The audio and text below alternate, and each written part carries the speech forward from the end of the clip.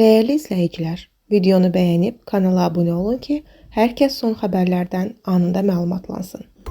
Prezident İlham Əliyevin gəlini Alyona Əliyeva milad bayramı ilə bağlı paylaşım edib. Həmin paylaşımı təqdim edirik. Pedaqoji profilli, ali və orta ixtisas təhsil müəssisələrini bitirmiş 9,9 min nəfərdən çox gənc mütəxəssisin kənd yerlərində yerləşən ümumi təhsil müəssisələrinə işə cəlb olunmasının stimullaşdırılması məqsədi ilə onların yol, əmlakın daşınması üçün nəqliyyat, ilkin yaşayış şəraitinin yaradılması, qanun xidmətləri və yaşayış yerinin kirayə haqqı üzrə verilən kompensasiyasının və aylıq əmək haqqının əlavənin ödənilməsi üçün 20,1 milyon manat yönəldiləcək. Xəbər verilir ki, bu barədə Maliyyə Nazirliyinin məlumatında bildirilib. Həmçinin 137 min nəfər müəllim heyətinin sertifikatlaşdırma proqramında iştirakı və uğur qazanan heyətin aylıq və hesab maaşlarına müəyyən edilmiş əlavələrin verilməsinə 212,8 milyon manat vəsait xərclənəcək. Hesablanmaya görə, hər müəllim üçün müvafiq xərclərin ödənilməsinə 2000 manatdan çox vəsait ayrılacaq.